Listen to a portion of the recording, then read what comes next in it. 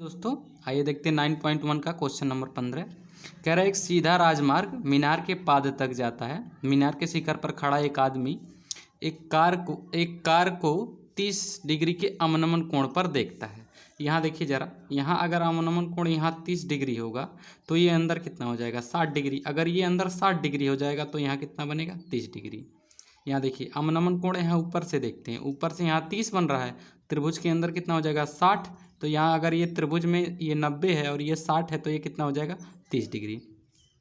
6 second बाद अवनमन कोण 60 degree हो जाता। अब ये वाला अवनमन कोण कितना हो गया 60 डिग्री।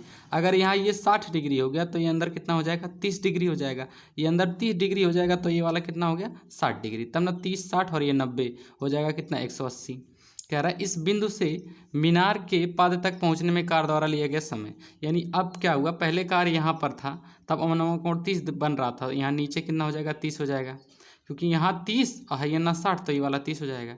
अब कार क्या हुआ, यहाँ से यहाँ तक चला आया सी बिंदु पे। अब कह रहा है इस सी बिंदु से इस मीनार के पास तक पहुँचने में कितना समय लगेगा। हम मान लिए कि मीनार इस बिंदु सी से इस बी तक पहुँचने में इस कार को x सेकेंड लगेगा और मीनार की ऊंचाई क्या मान लेते हैं y मान लेते हैं। और ये वाला दूरी दिया ही है कि यहाँ से पहले वाले बिंदु से इस वाले बिंदु तक पहुँचने में इसको 6 सेकेंड लगते हैं। अब हम क्या कर लिए मान लेते हैं, माना मीनार की ऊंचाई क्या है y है और बिंदु सी से बी तक पहुंचने में, यहाँ बिंदु सी पर है पहले, क्यों यहाँ से डी से सी तक पहुंचने में इसको 6 सेकेंड लगा। अब हमसे पूछ रहा है यहाँ से इसके पास तक पहुंचने में कितना लगेगा, तो हम मान लीजिए सी से बी तक पहुंचने में कितना लगेगा x सेकेंड लगेगा। अब ज़रा सोचिए यहाँ से यहाँ तक 6 है और यहाँ से यहाँ तक x है, तो टोटल दूरी यहाँ से यहाँ तक क्या हो जाएगा 6 + x हो जाएगा, 6 + x सेकेंड हो जाएगा। अब हम क्या करते हैं, एक बड़े वाले त्रिभुज में देखते हैं, त्रिभुज ABD में। त्रिभुज ABD में ज़रा देखिए आपको यहाँ दिख रहा होगा 30 डिग्री, तो यहाँ लिख लेते हैं tan 30 डिग्री। tan 30 डिग्री बराबर क्या होता है हमारे पास लंब तो हमारा क्या है y है और आधार कितना है पूरा यहाँ से लेंगे, क्योंकि ये देखिए पूरा बड़ा वाला त्रिभुज है। आधार पूरा कितना हो जाएगा x + 6 हो गया। tan 30 का मान होता है 1/कर्णी में 3 और यहाँ y बटे x + 6 हो गया। यहाँ भाग हो रहा है x + 6 का, इधर कर देंगे क्या हो जाएगा 1 में गुणा हो जाएगा और कर्णी में 3 का गुणा y में हो जाएगा। अब यहाँ से y का मान आप ज्ञात कर सकते हैं, y बराबर क्या हो जाएगा, यहाँ कर्णी में 3 का गुणा हो रहा है, इस साइड भेज देंगे क्या हो जाएगा कर्णी में 3 का भाग हो जाएगा। अब हम यहाँ से y का मान ज्ञात कर लिए हैं, ये इसको कर ले रहे हैं समीकरण 1। अब हम क्या कर लेते हैं, अब एक छोटा वाला त्रिभुज आपको दिख रहा होगा, कौन सा वाला, त्रिभुज ABC। तो त्रिभुज ABC में ज़रा देखिए यहाँ पे भी हम tan लगा सकते हैं। त्रिभुज ABC में tan 60 डिग्री लगाएंगे, क्योंकि यहाँ देखिए यहाँ थीटा कितना है 60 डिग्री है, तो 60 बराबर क्या हो जाएगा लंब तो वही है और आधार कितना है, यहाँ देखिए यहाँ से यहाँ तक का दूरी हमने क्या मान रहा है x माना है, तो y बटे क्या हो जाएगा x हो जाएगा। और 60 डिग्री का मान कितना होता है, कर्णी में 3 होता है। अब यहाँ देखिए इसका यहाँ भाग हो रहा है x का, इधर कर देंगे तो क्या हो जाएगा x का गुणा होगा। देखिए कर्णी में 3 यहाँ है, y बटे क्या है x, यहाँ भाग हो जाए, यहाँ भाग हो रहा है x का, इधर आके क्या हो जाएगा गुणा हो जाएगा। y का मान निकल गया। यहाँ ज़रा देखिए y बराबर ये है और यहाँ भी y बराबर ये है, इसको अगर समीकरण क्या कर लेते हैं 2 कर लेते हैं, तो यहाँ समीकरण 1 व 2 से क्या हो जाएगा 1 व 2 से, यानी y यह भी है और y यह भी है, तो यानी ये दोनों वैल्यू आपस में क्या हो जाएंगे बराबर हो जाएंगे, ये वाली वैल्यू और हाई वाली वैल्यू, क्योंकि दोनों y है तो दोनों को हमने बराबर कर ली। यहाँ भाग हो रहा है कर्णी में 3 का, इधर कर देंगे क्या हो जाएगा कर्णी में 3 का गुणा हो जाएगा, इस वाले को इधर ही रहने दिए। कर्णी में 3 2 बार हो गया तो कर्णी बाहर हट जाएगा, तो यहाँ बचेगा 3x हो जाएगा, यहाँ 6 + x है। अब यहाँ x वाला x के पास आ जाएगा, 3x इधर आके 1x इधर माइनस हो जाएगा। अब यहाँ देखिए 3x में से 1x गया कितना 2x बराबर यहाँ 6 है, x बराबर क्या हो जाएगा 2 से भाग देंगे, 3 दूना 6, हमें x का मान निकल गया 6 x का मान कितना निकल गया 3। यही तो हमने माना था कि बिंदु C से B तक पहुंचने में x सेकेंड लगेगा, यानी हमें यह पता चल गया कि ये गाड़ी जो है यहाँ पहुंचने के बाद अब इसके पाद तक पहुंचने में कितना समय लगाएगी 3 सेकेंड का समय लगाएगी। अब देखते हैं क्वेश्चन नंबर 16।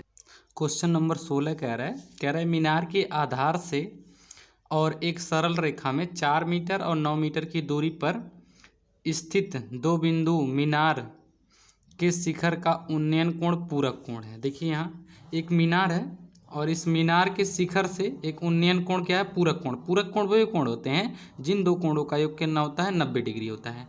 अगर हम इसे थीटा मान लेते हैं तो ये हो जाएगा 90 माइनस थीटा, क्योंकि इन दोनों को जोड़ने पे कितना हो जाएगा? 90 हो जाएगा।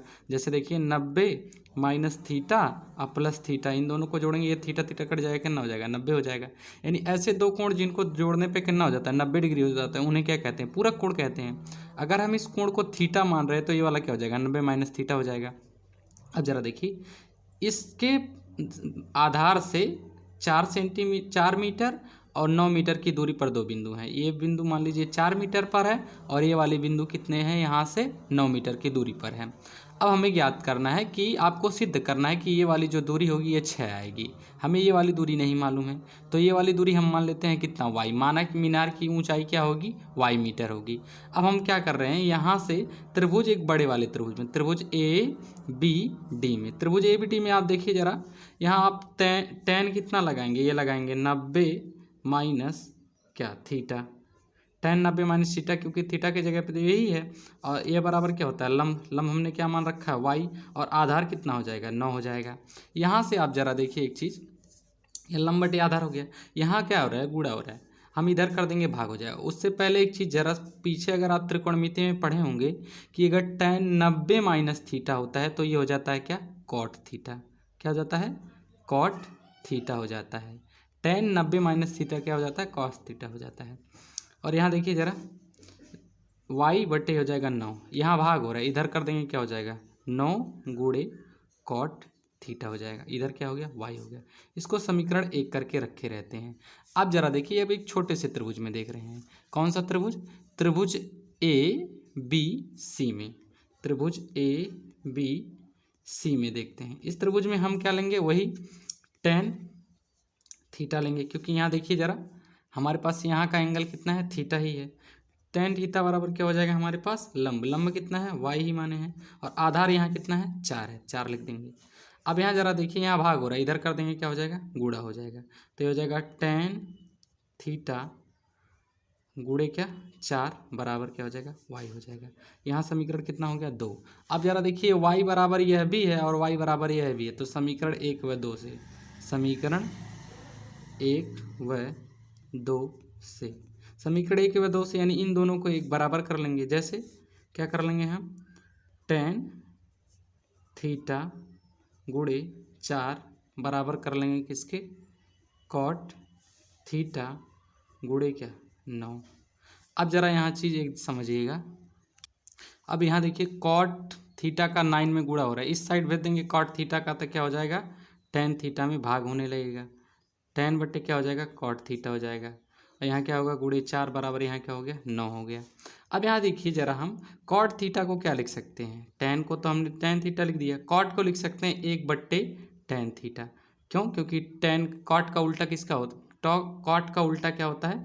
टेन होता है। इसलिए हम कॉट की जगह क्या लिख दिए? 1 बट्टे टेन लिख दिए। यहाँ देखिए 4 का गुणा हो रहा है, इस साइड भेज देंगे क्या हो जाएगा? 4 का भाग हो जाएगा। ये भी टेन सबसे ऊपर चला जाएगा, तो यहाँ हो जाएगा टेन थीटा पहले से ही है, और टेन थीटा यहाँ से भी ऊपर चला गया, तो क्या हो जाएगा? फिर टेन थीटा हो जाएगा। और इधर क्या हो जाएगा? 9 बट्टे 4 हो जाएगा। अब ये टेन थीटा टेन 2 बार है, तो टेन स्क्वायर थीटा हो जाएगा। यहाँ क्या हो जाएगा? 9 बट्टे 4 हो जाएगा। अब हम क्या कर रहे हैं, यहाँ पे हमें टेन स्क्वायर थीटा बराबर क्या निकल गया है? 9 बट्टे 4। अब टेन स्क्वायर थीटा बराबर अगर 9 बट्टे 4 है, तो हम दोनों पक्षों का क्या लिख सकते हैं? वर्गमूल ले लेंगे। वर्गमूल जब हम लेंगे तो क्या हो जाएगा? ज़रा देखिएगा, वर्गमूल ले लेंगे तो इसका तो वर्गमूल हमारा ये हो गया, इसका वर्गमूल ये हो गया, तो इस स्क्वायर बाहर निकल जाएगा, एक ठो सिर्फ टेन भर। और ये देखिए 9 का कितना हो जाएगा? 3, और इसका कितना हो जाएगा? 2 हो जाएगा। यहाँ से हमें पता चल गया कि टेन थीटा का मान कितना हो गया? 3 बट्टे 2। क्या अब हम यही टेन थीटा का मान नहीं रख सकते हैं इस वाले समीकरण में? यहाँ इस जगह पे हम टेन थीटा का मान रख देंगे। तो ज़रा देखिए, जहाँ यहाँ टेन थीटा बराबर क्या है हमारे पास है? टेन थीटा बराबर क्या था? यहाँ देखिए वाई बट्टे 4 है, तो यहाँ लिख देंगे वाई बट्टे 4, और टेन थीटा के जगह आप क्या लिख देंगे? 3 बट्टे 2 लिख देंगे। 3 बट्टे हमने यहाँ 2 लिख दिया, यहाँ क्या हो गया? वाई बट्टे 4 हो गया। अब यहाँ क्या हो रहा है? भाग हो रहा है, इस साइड कर देंगे क्या हो जाएगा? गुणा हो जाएगा। यहाँ 3 बट्टे 2 गुणे क्या हो जाएगा? 4 हो जाएगा। यहाँ देखिए, यहाँ भाग हो रहा है 4 का, इस साइड भेज देंगे क्या हो जाएगा? गुणा हो जाएगा। अब बराबर इधर क्या बचा, y बचा। 2 एक का नम 2, 2 दूना 4। यहाँ क्या बचा, 3 गुणे 2 बराबर क्या, y। और यहाँ क्या हो, y बराबर 6। हमें यही तो प्रूफ करना था। हमने क्या माना था, हमने मीनार की ऊंचाई क्या मान रखा था, y मान रखा था। और यही y बराबर हमें क्या सिद्ध करना था, 6 सिद्ध करना था कि ये जो मीनार की ऊंचाई होगी वो क्या होगी, 6 होगी। यहाँ से हमें y का मान कितना निकल गया, 6। अर्थात क्या हो गया, सिद्ध होता है कि क्या होगा, जो मीनार की ऊंचाई होता है वो कितना होगा, 6 मीटर होगा। अगर आपको वीडियो अच्छा लगा हो तो वीडियो को लाइक करें, चैनल को सब्सक्राइब करें। जय हिंद, जय भारत।